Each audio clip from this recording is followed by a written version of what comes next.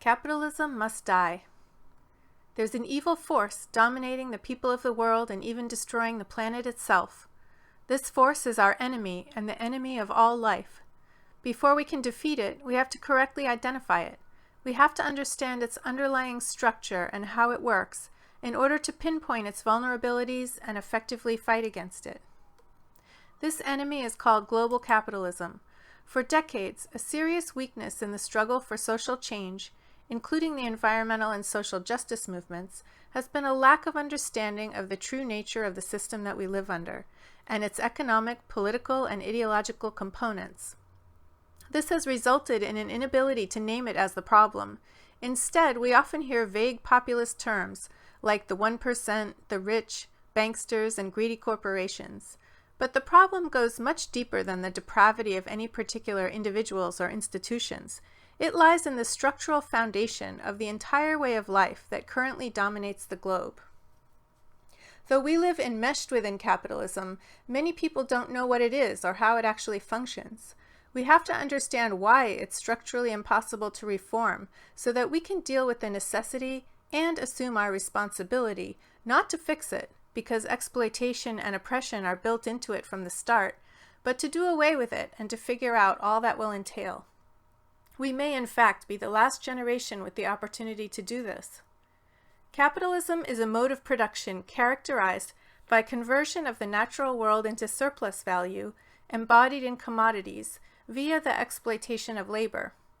Under this system, one section of people monopolizes the means of production, which includes the means of subsistence, and the others are forced to sell their labor power to survive. Economic class divisions emerged about 10,000 years ago, roughly in tandem with agriculture. From the beginning, class-divided economies have been organized around the private appropriation of accumulated surplus wealth, accomplished through the production of storable, exchangeable goods, salt, grains, coffee, iPads, cars, and so on. It is under capitalism that these goods have assumed the commodity form, and that exchange value has become distinct from, yet still tenuously connected to, use value. The flow of commodities from earth to assembly line to landfill is the basis of, and is represented by, the circulation and accumulation of a very abstract form of wealth, which is money. Capitalism is a social relation, whereby one economic class, a small minority, dominates all others. They are called the capitalist class, or the bourgeoisie. Capitalism includes, but is more than, an economic process, the endless flow of money to commodity production for the generation of more money. But it's not linear, it's both cyclical and progressive, like a spiral. Here's an extremely simplified, necessarily incomplete representation of capitalism's basic economic structure. It's the ultimate vicious cycle. So let's start with what the capitalist starts with. M, money. A bank or a queen or anyone who already has surplus wealth extends a line of credit to some explorer to gather a group of armed thugs, go out into the world, locate wealth, and steal it. The first part of the process consists of the expropriation of land and extraction of natural resources. This is also called original, primitive, or primary accumulation. We are told that this was a practice confined to the colonial period, but it's ongoing. One of today's so-called great investment opportunities for imperialists is land grabbing in Africa, Asia, and Latin America for export-oriented mechanized monoculture agribusiness, which entails the violent displacing of subsistence farmers and pastoralists. The World Bank provides capital for multinational land investors and speculators, who from 2001 to 2010 have already taken 501 million acres of land. World Bank loans to the agribusiness sector totaled $6 to $8 billion in 2012. 56 to 63% of all arable land in Cambodia has been sold to private investors. More than 30% of land in Liberia has been sold off. As of 2012, 5% of the entire continent of Africa's agricultural land has been sold or leased to foreign investors. In the meantime, 21 formal complaints have been brought against the World Bank by communities whose land rights have been violated. There are many ways that imperialists accomplish the expropriation of land, including overt war and more subtle means like grain dumping to destroy subsistence farmers. This theft accomplishes a few things in favor of capital. The conqueror can use that land and extract whatever is in it and on it. And as the people are dispossessed, no longer able to live on the land, they become dependent on jobs. This is how the working class is created and continuously resupplied. It also creates the consumer. Without land, we have to pay for food, shelter, and all our other needs. The next part of the cycle is production. The defining features of capital are right here at the point of production, the exploitation of labor in the conversion of natural materials into commodities that embody surplus value. I'm going to come back to that in a minute to describe that process in more detail. Meanwhile, another way that capitalists add value to their products is through the externalization of costs. Basically, they're not paying the full production costs for the commodities. Pollution from the production process is discharged into the environment. The numerous and serious consequences of this, never mind the cleanup, which never happens, are not paid for by the capitalists who caused the problem, but by us, by society as a whole, and by all the living beings on Earth who are affected. In fact, none, not one, of the world's 20 most polluting industrial sectors would be profitable at all if they didn't externalize costs. Other capitalists are running this same cycle at the same time. All their commodities flow into the marketplace. Competition is a major economic driving force of capitalism.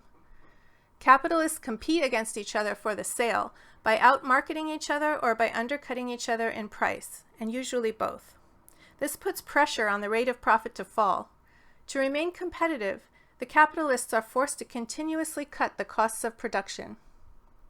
Wages are the largest variable cost in most businesses, so there's tremendous pressure on capitalists to keep them as low as possible.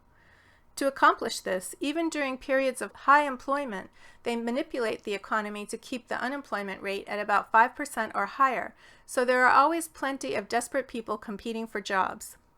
They move their factories to countries where wages are the lowest they can find and where repressive governments prevent workers from organizing. They pressure laborers to work longer days, and they escalate productivity so that each worker produces ever more surplus value per hour. Competition drives technological development as each capitalist pursues ever-increasing efficiency and speed.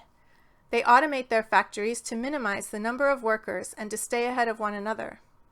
Because the exploitation of labor is what produces surplus value, as automation becomes widely adopted, the rate of exploitation decreases, causing the amount of surplus value produced to drop as well.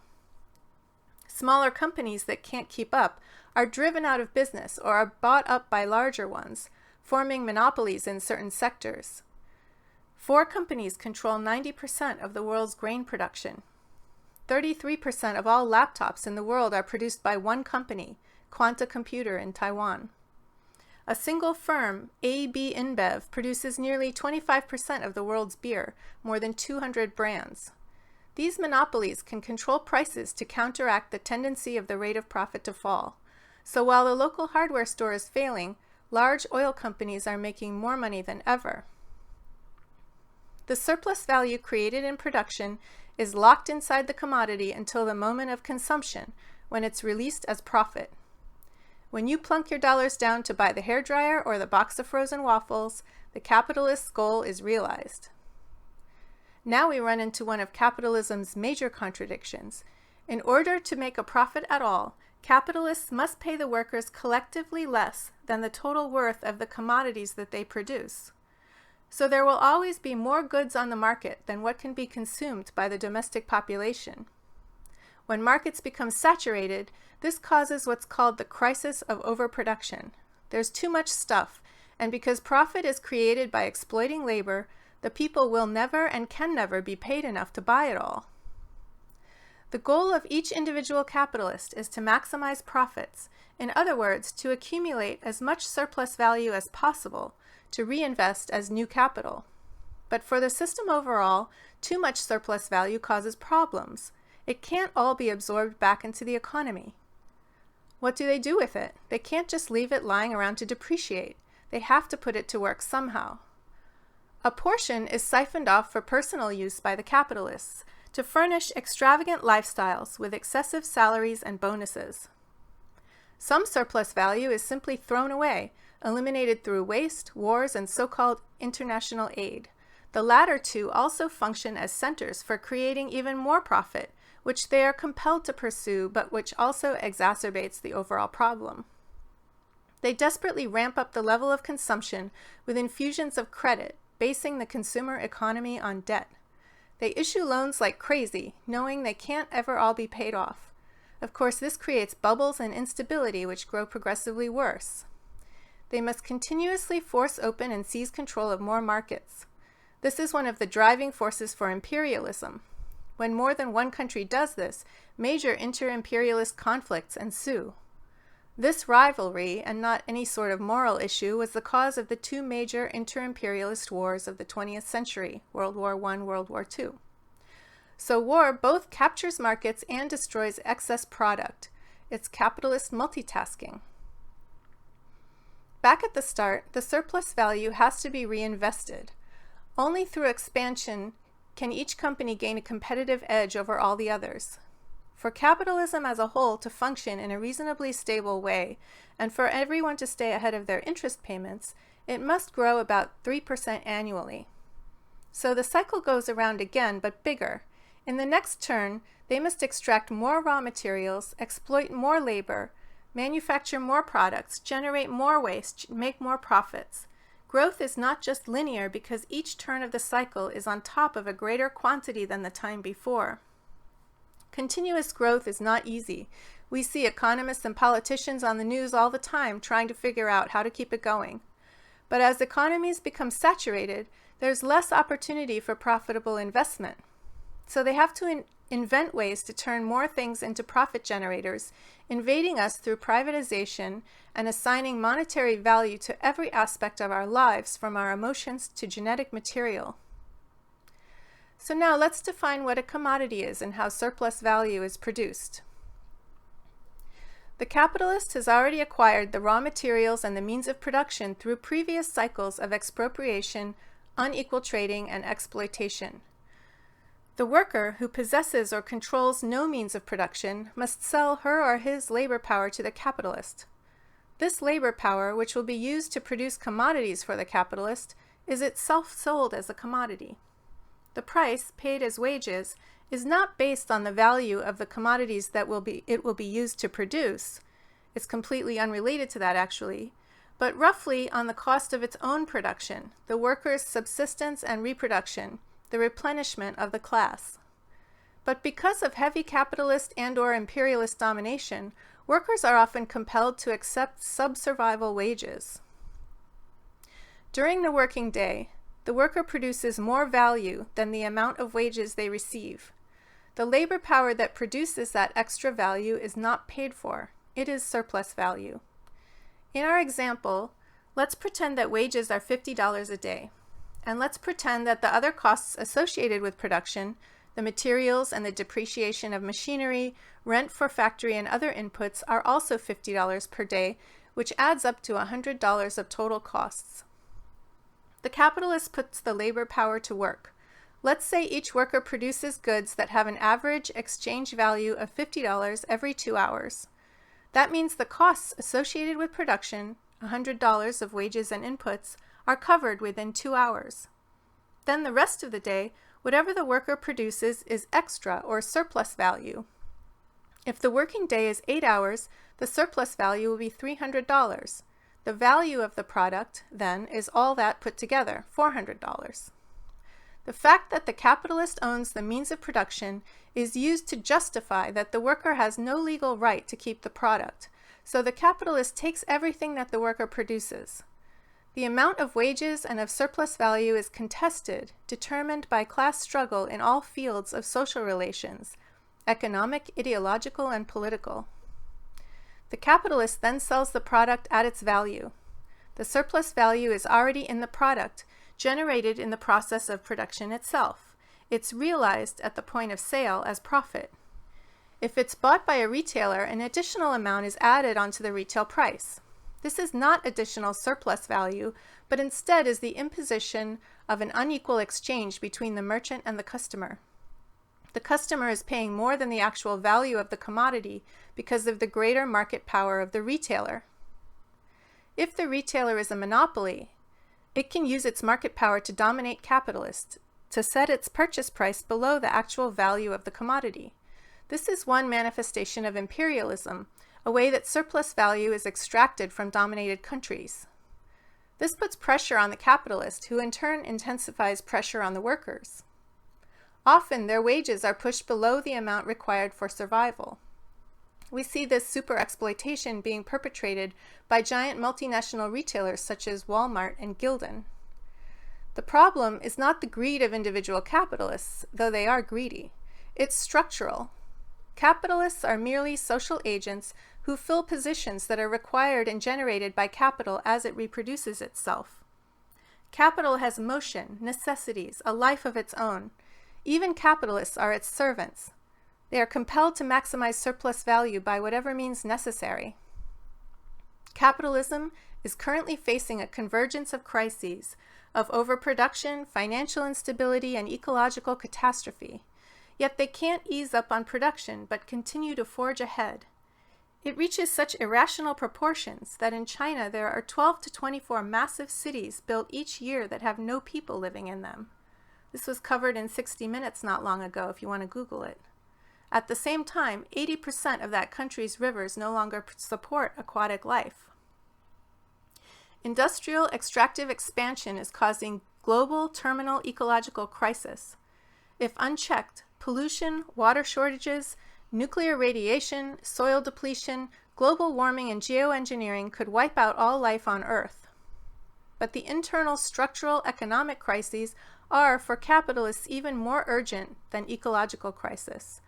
The ecological crisis is simply collateral damage, an effect or consequence of their main pursuit. The capitalist growth imperative cannot be denied. There is conflict within the capitalist class over the character of growth, concrete surplus value extracted from labor power on the one hand, versus, on the other hand, forms that are increasingly unstable, such as debt, deficits, and fictitious or inflated value based on speculation. Right now, there's more than $4 trillion of corporate cash sitting on the sidelines, restlessly seeking opportunities for investment. As industrial production has surpassed the capacity of markets to consume its products, the pressure of too much capital to invest has forced states to relax regulations and allow more fictitious value into their economies, leading to the current global dominance of the financial investment sector. Massive amounts of money pouring into stocks, commodity markets, metals, bonds, credit, currencies, and other instruments of speculation has been causing instability as the amount of fictitious value in the economy increases. As investors begin to acknowledge that their investments aren't based on real value, this fictitious value becomes toxic. Financial crises occur as investors sell off their worthless assets. After prices collapse, the risks once again become attractive and buying begins anew. Governments attempt to regulate and stabilize crises while doing everything possible to stimulate economic growth. Growth based on real concrete value can fundamentally only be achieved by constantly increasing the rate of exploitation, the extraction of surplus value from the working class. The global structural adjustment measures they're currently imposing are attempts to shift back into more industrial production, which produces the real concrete value on which their entire economy ultimately rests. But the crisis of faith in the financial sector is also impacting industry because the two forms of capital have become so intertwined. Industry has come to depend on credit at every step to capitalize itself, to operate, and to facilitate the consumption of goods. Plus, they've become dependent on the inflation of the speculative value of their companies, their stock price. Cycles are becoming more volatile. Credit dries up, then pressure builds until it must be released again into the economy. But these measures must be ever more extreme, such as central banks dropping interest rates to near 0%, which undermine the system overall even more. As industrial capital declines relatively in power and the financial sector experiences ever more volatile boom and crash cycles that reverberate through the global economy, Banks have fewer options that they can exercise in response because they've already implemented whatever they can do to facilitate growth. They can't go below 0% interest rates. These current forms of capital are reaching their ultimate limits. To deal with this, capital has begun to increasingly be diverted into private state hybrid enterprises. This is a way to force more commodities into the economy and to increase production for its own sake, for immediate destruction rather than for use. These enterprises include wars, foreign so-called aid, geoengineering, disaster response, and government subsidies. In addition, there is an increasing flow of public funds to private hands through the privatization of public institutions, prisons, detention centers, schools, and the military, and the creation of ever more toxic new so-called needs, such as pollution creating the need for more healthcare and insurance. As public social services are cut under austerity programs, public-private partnerships in the form of NGOs are proliferating. And by recruiting sincere progressives, these are also serving to co-opt opposition. The state will mandate and/or partly fund the masses' increased involuntary consumption of these through our taxes, through laws such as Obamacare, and through increased numbers of people being forced into institutions of various types. As capital puts increasing pressure on wages while profiting off the warehousing of populations, the working class can be pushed into virtual slavery through prison labor and work for food arrangements, both of which are on the increase worldwide. State control over production and over the allocation of resources, in conjunction with privately appropriated profit, plus the socialization of losses, is an economic aspect of fascism. Slave labor is another aspect. This trend is still emerging but is gaining strength. It's being attacked by some sections of capitalists for now, while at the same time they're competing to enter it and are pushing for its expansion in order to ease their own entry into it. They recognize it as one of their only options of survival as capitalists. There is an intensifying contradiction between short-term and long-term viability, and there's a need for a major shift in how capital reproduces itself. In the current conjuncture, capitalism must destroy toxic value and restructure the whole economy. In this transition, their long-term needs as a class clash with their immediate imperatives as individual competing capitals and blocks. It may seem irrational that capitalists can't work together to solve their common problems without all the drama and crisis. They can cooperate to a certain degree, and they do, but the relationship between them is essentially antagonistic. Competition is the mechanism at the heart of capital's laws of motion, ruling every decision they make. When forced to deflect immediate catastrophes, they do manage to act collectively through the political representatives of the particular sections of their class, Republicans and Democrats in the United States, and through the state as a whole, which represents their class as a whole. A recurrent example is their raising the debt ceiling barely in time to remain solvent for another day. Obama is doing his best to manage the immediate conflicting needs of different blocks of capital as he implements policies that lay the basis for the long-term viability of the system, putting in place the political and economic structures for fascism and facilitating the transition of capital investments into alignment with that. The fact that he's a Democrat encourages the compliance of the masses, directing their demands into channels that will benefit capital as a whole and closing off all other options. Until a real alternative becomes available, they're trapped between politicians who pay lip service to their needs while crushing them and others who openly don't care about them at all. You may wonder why anyone would put up with this miserable nightmare for even 1 second. We do because of the superstructure, the ideas or ideology and political institutions that we can picture as a shell around the economic structure, both supporting it and shaped by its needs. There is the political field. The sole purpose of the state is to keep the flow of capital running smoothly. It administers and regulates the process with its government and legal system. It enforces it with its military, police, prison complex, and security apparatus.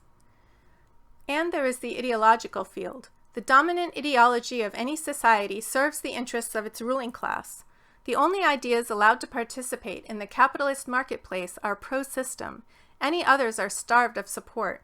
The dominant culture tells us how to think and behave through the stories and myths of mainstream media, entertainment, and religion. It indoctrinates us in its schools. Its traditions train us in habits of individualism, competition, and subservience to authority. Its ideologies reinforce structural oppression such as misogyny, racism, homophobia, xenophobia, and nationalism. The nuclear family is a self-policing social unit enforcing the domination of children and women, a personal mini-state right inside our own homes. We need to break through this superstructure to smash the economic core of capital. We have to stop the production of surplus value, which is what allows capitalism to reproduce itself. If we want to free ourselves from this omnicidal nightmare, then we must organize ourselves, must become strong enough so that together we can dispossess the dispossessors, take back our collective means of subsistence, and annihilate capitalism as a system. Only then can we build an alternative way of life that is sustainable and free of class divisions and all forms of domination. Thank you for listening.